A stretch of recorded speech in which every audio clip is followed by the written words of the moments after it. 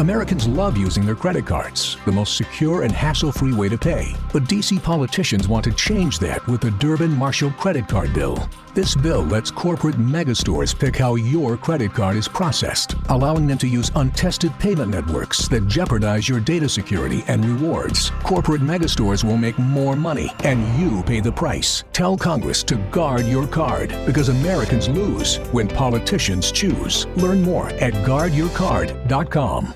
If you're a podcast host, listen up, this one's for you. My name is Allie Jackson. I'm the host of Finding Mr. Height, a dating and relationship podcast that I've been doing for 4 years now, sharing my positive and practical approach to dating that's built on my own life experience. And I wanted to share another experience that I've had, my secret behind monetizing my show. It's called Red Circle, and I was just telling my colleague about how much I love their platform. With Red Circle, not only am I getting a seamless hosting experience, but I also love the support I receive in ad sales. It's not just typical ad sales either. It's targeted opportunities based on my show and my life. And the platform is super simple. You just set your preferences and Red Circle matches you with sponsors that align with your show. You can vet every opportunity and their platform gives you great analytics. More recently too, my Red Circle team has brought me opportunities outside of my podcast on social media to really augment the podcast partnerships, bring them full circle. I just can't recommend them enough. If you want to give it a try, go to redcircle.com to get your free trial. That's redcircle.com for a free trial.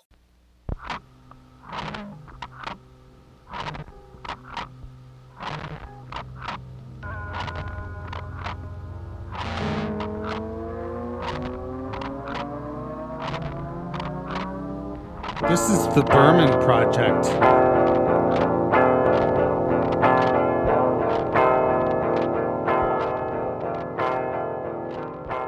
Self-Portrait at 28. I know it's a bad title, but I'm giving it to myself as a gift on a day nearly canceled by sunlight when the entire hill is approaching the ideal of Virginia. Brochured with goldenrod and loblolly, and I think, at least I have not woken up with a bloody knife in my hand.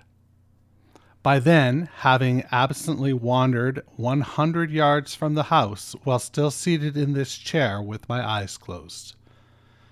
It is a certain hill, the one I imagine when I hear the word hill, and if the apocalypse turns out to be a worldwide nervous breakdown, if our 5 billion minds collapse at once, well, I'd call that a surprise ending.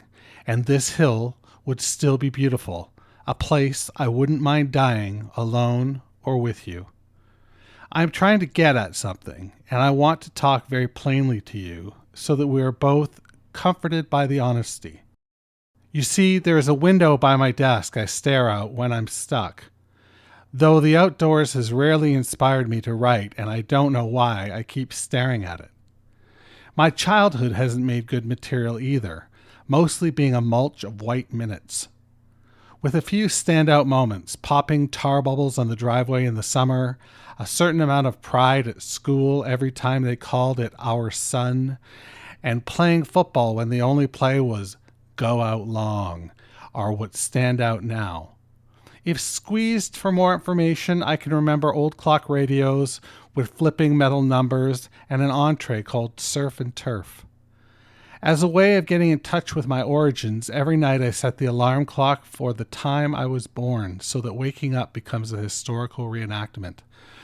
And the first thing I do is take a reading of the day and try to flow with it, like when you're riding a mechanical bull and you strain to learn the pattern quickly so you don't inadvertently resist it.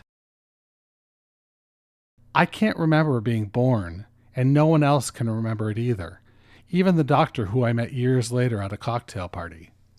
It's one of the little disappointments that makes you think about getting away, going to Holly Springs or Coral Gables, and taking a room on the square with a landlady whose hands are scored by disinfectant, telling the people you meet that you are from Alaska and listen to what they have to say about Alaska until you have learned much more about Alaska than you will ever will about Holly Springs or Coral Gables. Sometimes I'm buying a newspaper in a strange city and I think, I'm about to learn what it's like to live here. Oftentimes there's a news item about the complaints of homeowners who live beside the airport, and I realize that I read an article on this subject nearly once a year and always receive the same image. I'm in bed late at night in my house near the airport, listening to the jets fly overhead. A strange wife is sleeping beside me. In my mind, the bedroom is an amalgamation of various cold medicine commercial sets. There is always a box of tissue on the nightstand. I know these reoccurring news articles are clues, flaws in the design, though I haven't figured it out how to string them together yet. But I'm noticing that the same people are dying over and over again. For instance, Minnie Pearl, who died this year for the 4th time in 4 years. Today is the first day of Lent, and once again, I'm not really sure what it is. How many more years will I let it pass before I take the trouble to ask someone? It reminds me of this morning when you were getting ready for work. I was sitting by the space heater, numbly watching you dress, and when you asked why I never wear a robe, I had so many good reasons. I didn't know where to begin. If you were cool in high school, you didn't ask too many questions. You could tell who's been to last night's big metal concert by the new t-shirts in the hallways.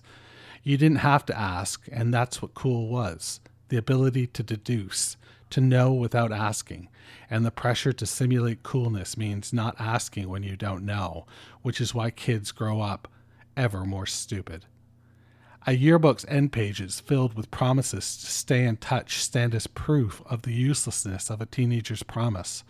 Not like I'm dying for a letter from a class stoner 10 years on, but do you remember the way the girls would call out, "love you," conveniently leaving out the I, as if they didn't want to commit to their own declaration? I agree that the I is a pretty heavy concept, and hope you won't get uncomfortable if I should go into some deeper stuff here. There are things I've given up on, like recording funny answering machine messages. It's part of growing older, and the human race as a group has matured along the same lines. It seems our comedy dates the quickest.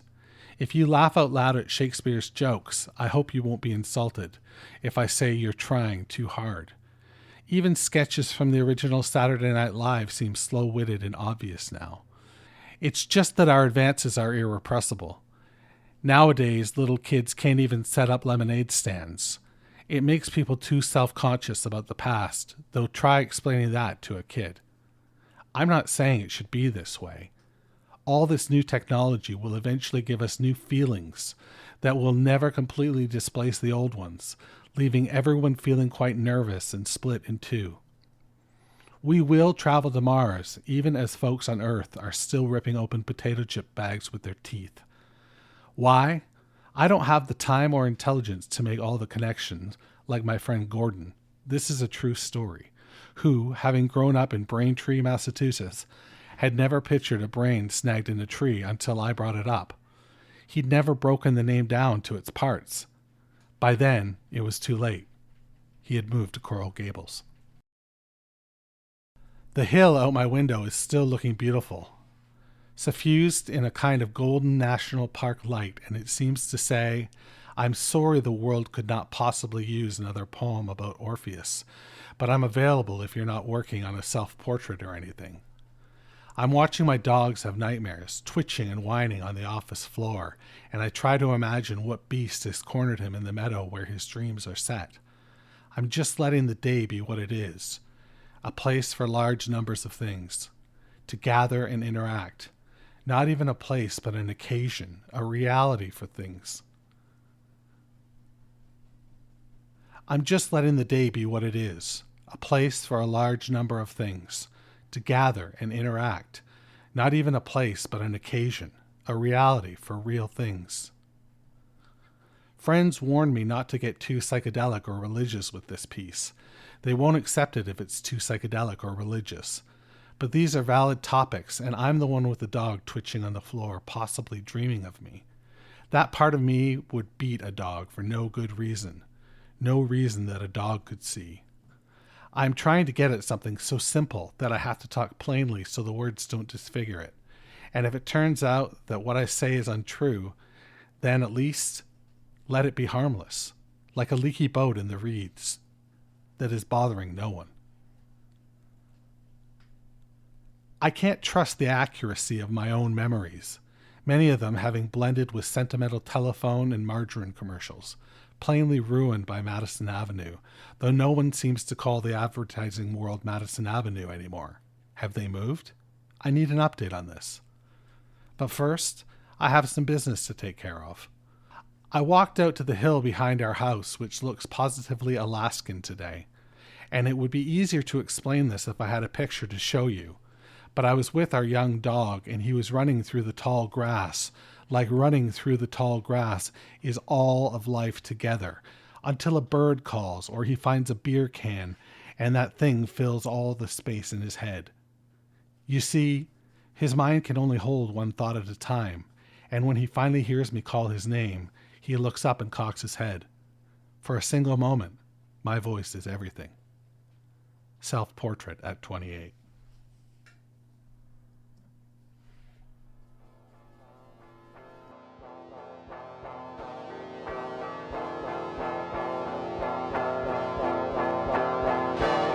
The Berman Project is a production of Douvres Podcasts and Such. You can find out more about the show at www.thebermanproject.xyz. That's right, I'm fucking Canadian.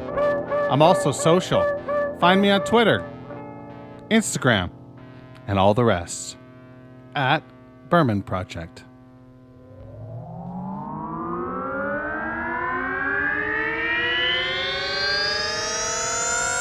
Douvres Podcasts and Such.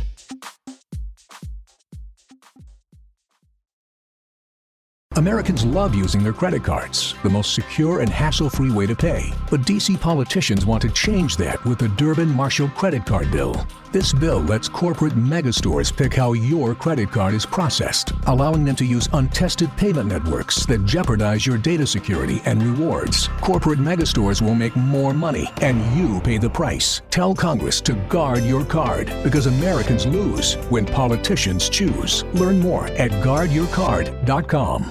You want the best for your child. K-12 can help them gain the skills they need to reach their full potential while giving you the support you need to get them there. K-12-powered schools are tuition-free, accredited online public schools for students in kindergarten through 12th grade. Their state-certified teachers make online learning interactive and engaging, allowing your child to learn at their pace from the safety of home.